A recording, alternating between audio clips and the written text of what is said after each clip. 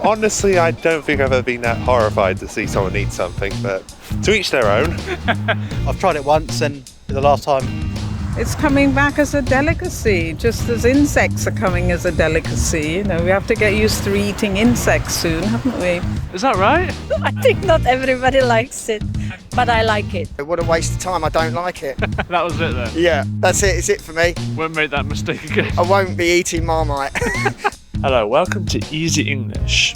So today, I'm asking the question, what is the worst English or British food? Before we get started, don't forget to like and subscribe.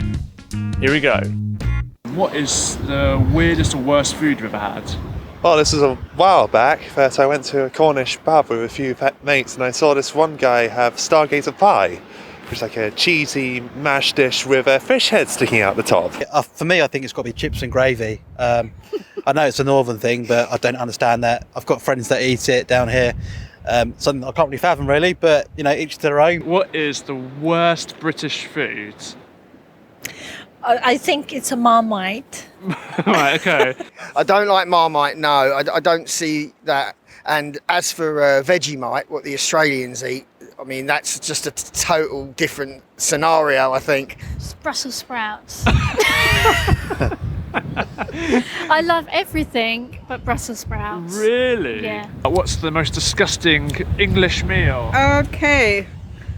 While I've not had it, I do recall a dish made of eels. It's a traditional one, and another one of tripe, which is cow's stomach. Yeah. And the lining of the cow's stomach. It's weird because it's a fish head. It's not the thing you would think of as food, but honestly, it must have been quite nice because the guy looked quite happy to have it. Did he even eat the head? No, he sort of ate the meat around. I don't think he was brave enough, but he did seem pretty satisfied afterwards. Oh, so do you think that, like, submerged under the pie there was the rest of the body? Probably, yes. Okay, and what was it about it that sort of turns you off? It was the head. The head. That's not a thing you think of when you think of food. It's a fish's head. This video is sponsored by italki, the site that allows you to find online language teachers for one-on-one tutoring. As a new user, you'll get $10 in italki credits after your first lesson if you register using the link go.italki.com/easyenglish. If you don't like reading complicated language books or listening to pre-recorded audio courses, then italki is for you.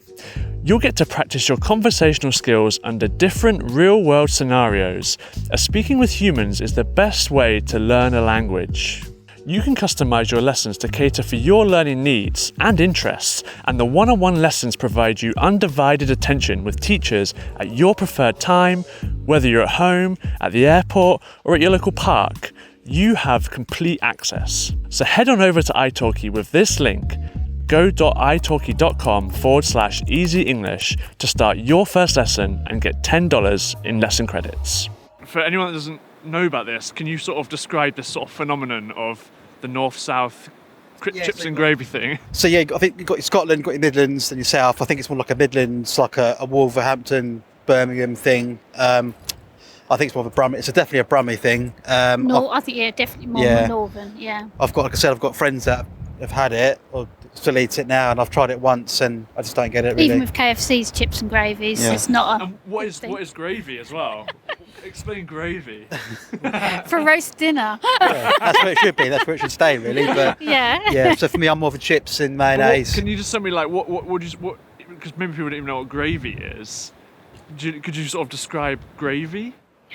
Like a stock. Yeah. I'd say like stock, a beef stock. Yeah. But thinner than probably a bit thicker actually than you'd put in a casserole. So like something between a soup and a stew. Yeah. So dipping your chips so. in it isn't that great, really. Yeah. Do you know what Marmite is? It's a yeast, isn't it? Oh, you know, okay. Yeah, yeast, vitamin B.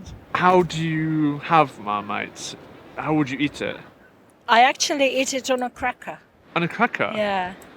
But you don't like Marmite? I do like Oh, you do like Marmite? Yeah, I think it's very healthy. You don't like Marmite? No. Why not? Well, the taste, it's like some kind of fish. Could you describe to people who don't know what Marmite even is? Well, Marmite's a yeast extract sort of spread that you would put on toast, or maybe my daughter actually likes it with cheese spread and Marmite in a white sandwich, white Hovis bread sandwich, which with all the salt in that bread can't be very good for you. It's very specific. Yes. And when Laughing Cow as well, not Dairy Lee, because it spreads better.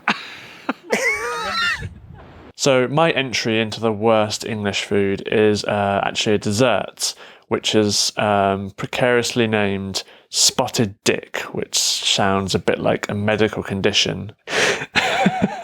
Now, spotted dick is disgusting for two reasons in my head. So a key ingredient to spotted dick is called suet, which I believe is like a white paste made from the fat of cows and sheep, which is particularly disgusting when you think about it. And so the second is, whilst most cakes you consider to be made in the oven, spotted dick is actually steamed. The steam would come through and cook it into a harder form. And whilst this steaming isn't particularly disgusting, you always consider it being quite healthy. The sight of seeing this pudding like sweating under a glass jar is really gross. Also, the look of it, actually, that's the third one. It's just this mound of dough with cow fat in it. So the end result is you get this spotted look, which is through adding dried fruit, which is usually some like kind of currant or raisin, which explains the spotted part. Don't really know where the dick comes from, though. Brits are known for being very polite, okay? So let's say you come over to my house and I cook you a big roast dinner. Am I just going to have like 2 plates just with Brussels sprouts left on them? I would probably still eat the Brussels sprouts to be polite. Yeah. Really? Yeah. I'll eat a few and leave a few. Then you'll probably see that I've tried and I'll say I'm full up. Yeah. I'll be polite about it. Yeah. And so, let's say you were not vegetarian. Would you try eel soup or eel pie? I doubt it.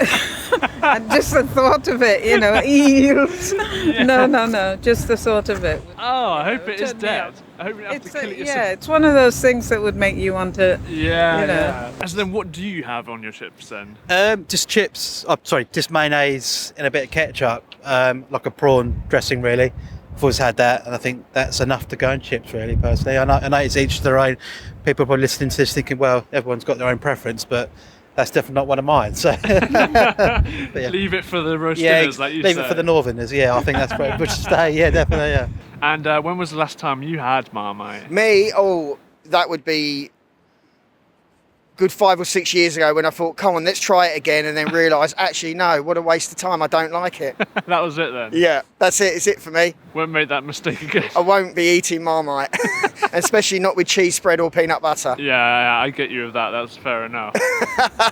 I think I tried it a few times. Yeah. And everybody's saying you either like it or hate it. Right. I tried second time, like maybe a few years ago, to see how it is. I didn't like it. Okay. And when was the last time you had Marmite?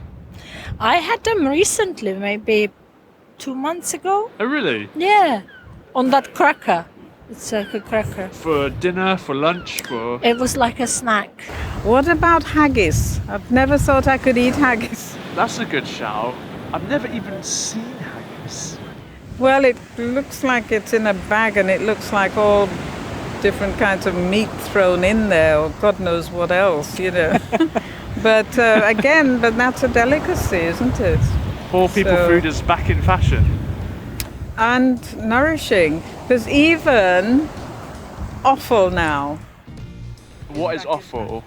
Offal, liver, kidneys of the animals, the inners of the animal. That's in fashion now, as well as a delicacy. Thanks for watching this week's episode. Let us know in the comments below your opinion on the worst food we have to offer, and we'll see you next week. Bye!